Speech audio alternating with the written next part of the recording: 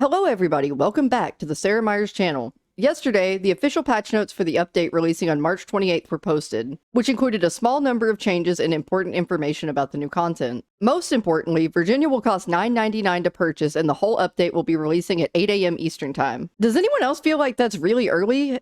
I thought they released around like 10 a.m. Well, maybe it's 10 a.m. for me. I don't know what time it is for y'all, but 8 a.m. seems very, very early. That's like the earliest they've ever posted an update. I don't know, maybe I'm crazy because I don't get to play it until like way later on into the day, but 8 a.m. Wow, that's wild. Some of you guys are going to be up extra early. Anyways, as for the bug fixes, I'm just going to read them and give my thoughts on some of these very strange bugs that I didn't even know were in the game.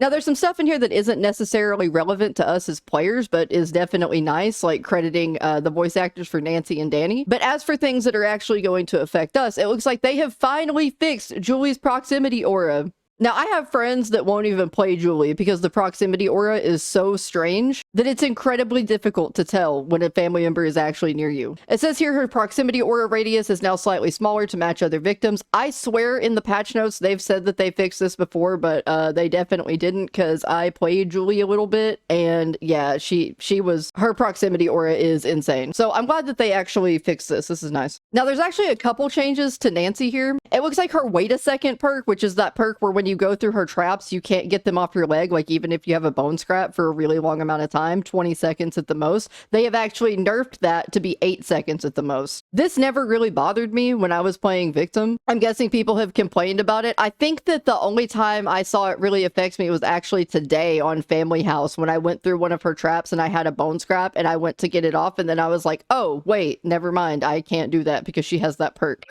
I didn't even know the name of this perk until I read the patch notes, though. It doesn't seem like a lot of people use it and not a lot of people play Nancy, so kind of a little unexpected nerf to one of her perks, but that's fair enough, I guess. If they felt like it was too oppressive, maybe it was. I don't know. I mean, I was never really that affected by it, but who knows? Here's a good one that we can all rejoice over. Family members soft locked. We fixed the problem where family members would get soft locked for the rest of the match if stunned while losing stamina. So there was a bug where if you were running and then you got stunned either by a bone scrap or a barge, then you would not be able to attack for the rest of the game as a family member. I saw this mainly happening to hitchhikers. I don't think I saw it with anyone else, but it was really bad. And if it happened at the beginning of the game, I mean, you were just, it was absolutely devastating and it was really annoying. This was actually an old bug that seems to have come back. This used to happen to me all the time when I was playing Johnny at the kind of like the beginning of the game's release, but then they fixed it and then I don't know, something broke in one of the subsequent updates and it started coming back. They've also fixed Choose Fight, and apparently Choose Fight was bugged, which I didn't know about. At level 3, it wasn't adding 5 seconds of stun duration at the end of a close encounter. This is kind of crazy because I feel like the stun for close encounters is really long anyways, and I had no idea that this perk was actually bugged. So that's going to be kind of scary, especially on the day when Virginia's coming to the game and we're going to have a whole extra stun in the game anyways, and now Choose Fight is going to add 5 seconds. 5 seconds is a really long time. It doesn't sound like a really long time, but in video game terms, 5 seconds is a long time. So I'm not really looking forward to that when I'm playing Family, but if I'm playing Leland or Anna or something, I guess we're good. It also looks like there was some kind of issue where the Nicotero chainsaw audio would play on every single one of Leatherface's outfits instead of just the Nicotero saw outfit, which I feel kind of sad for people that maybe didn't have it, that were still getting the sound of that really cool chainsaw. I love that sound. It's one of my favorite ones in the game, so I don't know. It'd be kind of nice that people were getting like one benefit of Nicotero Bubba even if they didn't have him. That's if it worked. If people didn't actually have the outfit, it might have just been a thing where like if you purchased the outfit and used it, then the saw sound would count for all of your outfits. But still, I think that should be like the only saw sound in the game, to be honest. I really like it.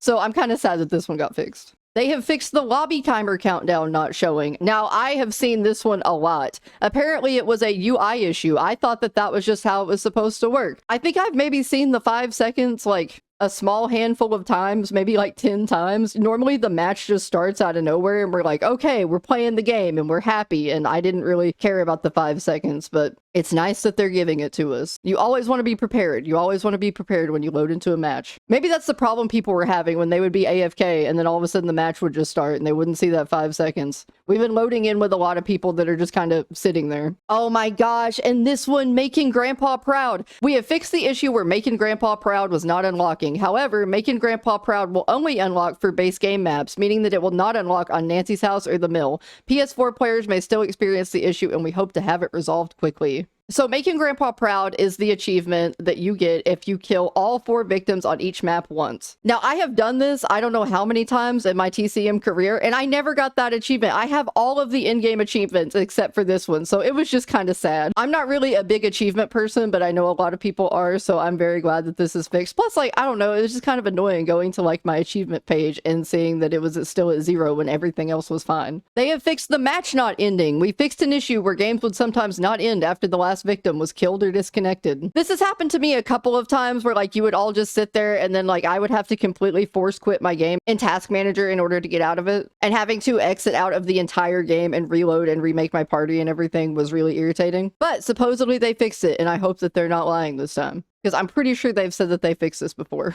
They also fixed some text things with the ability descriptions, but I saw this and I actually made a video about this a while back. The Twinkle Toes perk. This is the perk where when you run through bone chimes, they're supposed to have a 75% chance of not being set off at all and you making no noise. I actually did a whole video where I used this perk for an entire day, and I found out that it was actually broken and that it only worked at level 1. And then as you got level 2 and level 3, it would stop working completely. And that 75% chance would never go off. And this drove me absolutely crazy. I thought I just had the worst RNG in the world, but apparently it was actually broken, which my file scientist friend Aloxis actually confirmed for me by going through the files. So thank you so much, Aloxis. Now we can all breathe easy knowing that this perk is fixed. It was very important to us.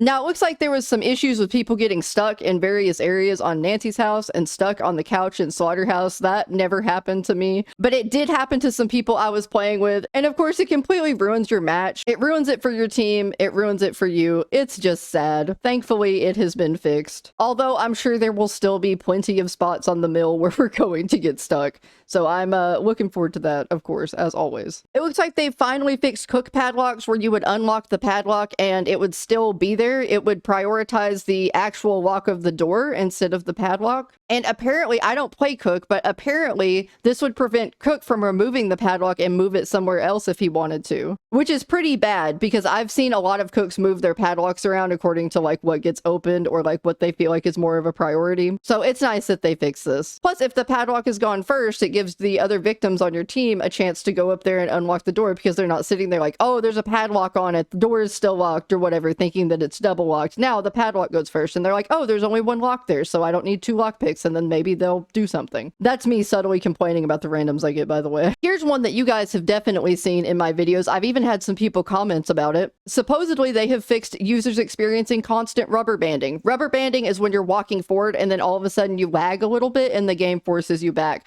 I have actually missed out on kills because of this issue. I'll be chasing someone and I know that they're low health. I hear that scream go off, the low health scream. And then all of a sudden, I just get force pushed back by a magical wall. And the victim gets to a well or they get to a crawl space and I can't do anything about it. Now, they actually said that they fixed this, I think 2 patches ago. So hopefully it is actually fixed now because I think it actually got worse after they told me that they fixed it. If you go back and watch my videos, you can see that happening to me all the time. Now, it looks like they fixed some more soft locking issues. They fixed some crashing issues. They fixed some display issues. But here's something we've all definitely experienced before, and that's Danny Scream's audio not playing during the opening cutscene. For some reason, Danny had Leland's voice, and I thought this was just them being like weirdly lazy in some way and not giving Danny his own voice lines during the opening cutscene and just giving him Leland's voice. But no, apparently it was a bug. Danny now actually has his own unique scream in the opening lobby animation if nobody picks him whenever Leatherface is using his chainsaw. So that's really nice. I remember we laughed really hard about this when the Danny update came out because it was just like, why would they do that? Why wouldn't they just record his scream with his own voice actor? That's so ridiculous.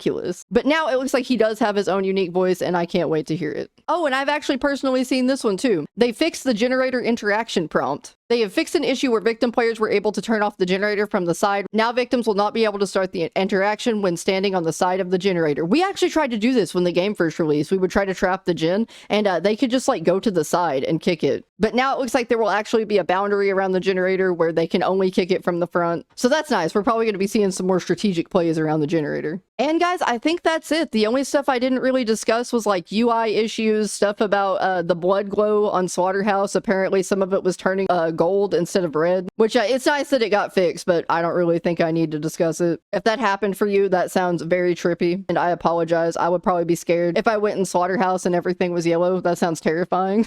But of course, the mill will be free to all players. Virginia will cost $9.99, and we're going to be on it at 8 a.m. Eastern time. But thank you guys so much for watching, and I will see you on the 28th. I'm so excited. Okay, goodbye.